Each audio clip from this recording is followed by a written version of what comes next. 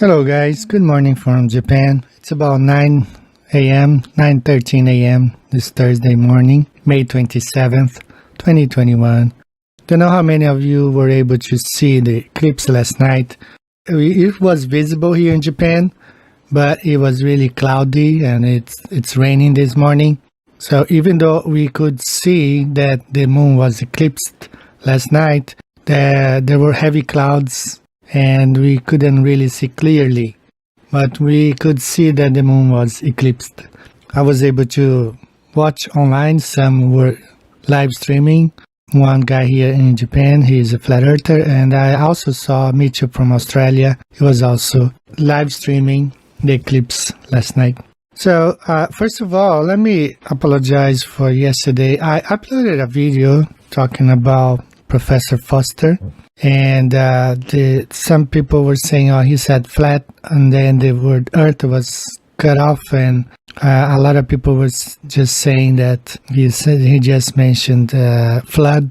But I really had a heavy heart before uploading that video. I was like, I don't know, because ABC Australia, Hillbilly EDU, he uploaded a video talking about Professor Foster in his channel, and he was threatened to have a strike on, like something like that. And I saw what happened to Eric Dubay, and he got a strike just for having 7 seconds of a video in his in Hibbler's Level movie. So I don't want to take chances, because I had a strike because of Tiffany Dover video, and the very same day that strike expired, YouTube gave me another one. As you see right there, active community guidelines strikes. I have one over a Carrie Madej video. She had a message, Christmas message. I uploaded that video last year. They waited until the Tiffany Dover expired. The very same day that strike expired, they gave me another one telling me that was because of Carrie Madej's video. So it's clear they are after flat earth channels and truthers, anybody that is exposing the lies. So I just didn't want to take chances. Okay, I had a really heavy heart before uploading the video, and I just went ahead and deleted. So let's talk a little bit about what I talked towards the end of the video yesterday, which is about the path of satellites and the ISS over the flat earth. Here are some images on how they tell us those satellites and the ISS is traveling around the globe. They all have one thing in common, which I will explain. And there is even an animation here explaining the path of the satellites or the ISS, and then transformed into a projection, a Mercator's projection. This is how they explain the way the satellites behave when traveling around the ball Earth. But if you notice, rarely you would see those lines going from north to south. And you wonder why you will never see anything like that when traveling north-south. So here we have the path of the ISS. And most satellites travel the same way in those waves. Normally, very interesting, the ISS always travel from west to east. So you wonder why always a path like this. So once we throw this in the program and convert to a flat earth, this is what we get. You can now understand why they travel from west to east.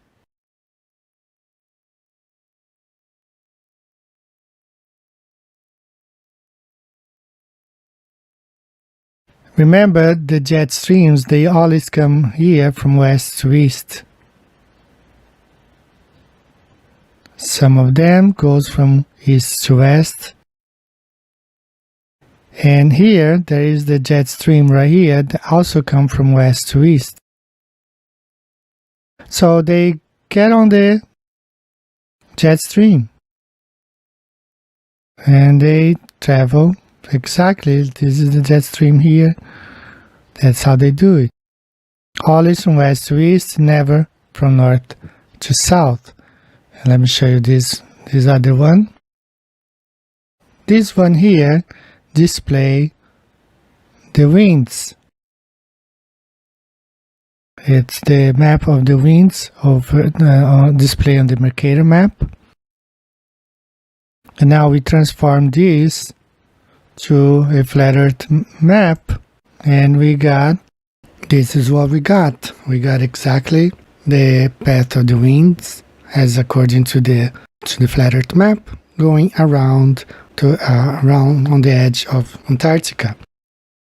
Here we see and display from above, demonstrating the path of the wind jet streams going around the flat earth as a view from the top.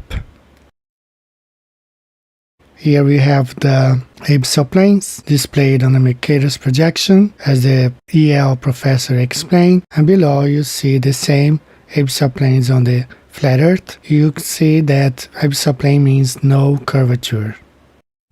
There's a section of abyssal plain, a kind of flat-lying section. So now, here's the whole world ocean, and the color scheme is not quantified on here, but I can tell you basically what's going on.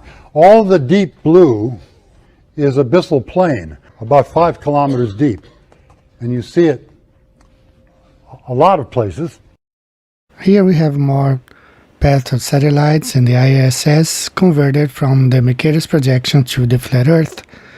You can clearly see how much more sense it makes, and they all go from west to east. You may see here on the website, NASA's website, they always go from west to east, but never north to south. So the same way there are no flights north-south, only east to west, west to east, the same way those satellites and the ISS, they always go from west to east, sometimes from east to west, but never north-south, directly over the North Pole and over the South Pole. Here we have a company, they fabricate satellites, electric satellites, that stay up there for a longer period of time. And you see the shape of this one. They can actually design those things to have any shape they want, including the shape of the ISS. But they are not in space. They are up in the stratosphere. High power zoom. This is like Google Maps right there. Now we have some displays of the ISS.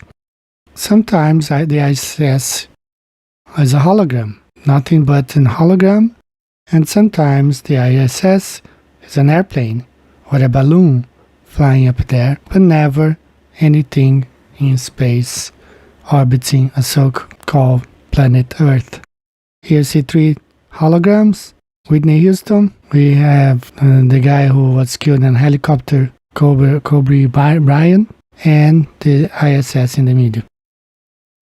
Going back here, the path of satellites, they all go from west to east. I got several Mercator's projection describing the path of satellites.